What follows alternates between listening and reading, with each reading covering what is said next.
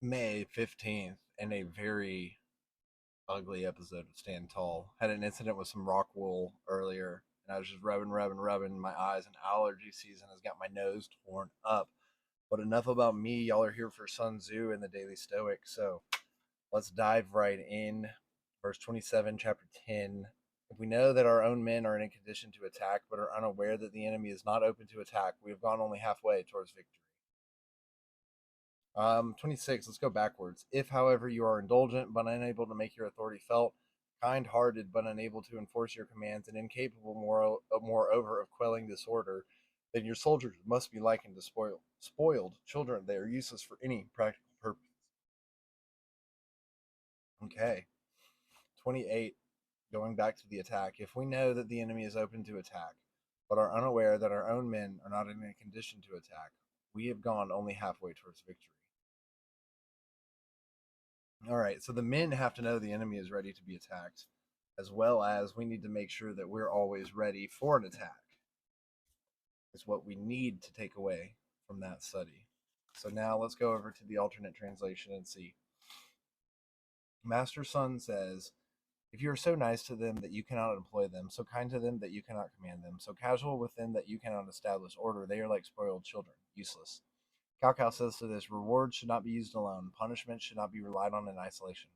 Otherwise, like spoiled children, people will become accustomed to either enjoying or resenting everything. This is harmful and renders them useless. Master Sun says, if you know your soldiers are capable of striking, but do not know whether the enemy is invulnerable to a strike, you have half a chance of winning. If you know the enemy is vulnerable to a strike, but do not know if your soldiers are incapable of making such a strike, you have half a chance of winning.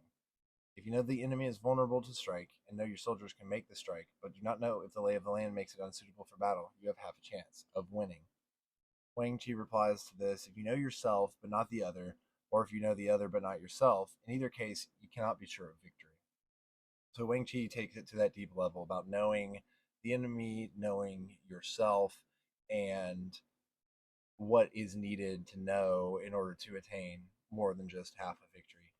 And even if you know both yourself and your opponent, and you know you can fight, but you cannot overlook the question of the advantages of the terrain. And that's what we're talking about is terrain. And that's what he says is that it's the most important of all of the aspects of war. So we'll go back to the regular translation real quick and wrap it up with the alternate translation, verse 29, since they put three verses into one. If we know that the enemy is open to attack, and also know that our men are in a condition to attack, but are unaware that the nature of the ground makes fighting impractical, we have still gone only halfway towards victory. So in all of these situations, no matter how well you know yourself, no matter how well prepared you are to fight, or how well you are prepared to defend against the fight, ultimately forces outside of our control are what hinders us. And so, just like that with the Daily Stoic, that does talk a lot about forces outside of our control. Let's go to May 15th by Ryan Holiday and Stephen Hanselman. Count your blessings. Don't set your mind on things you don't possess as if they were yours.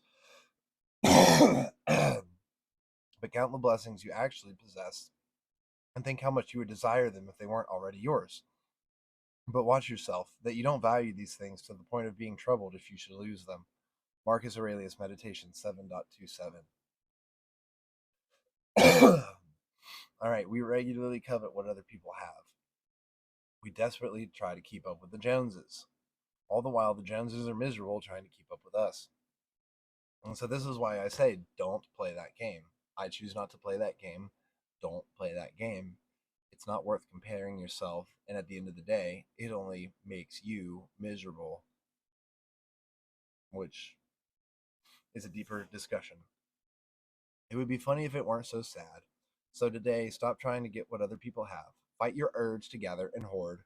That's not the right way to live and act. Appreciate and take advantage of what you already do have, and let that attitude of gratitude guide your actions.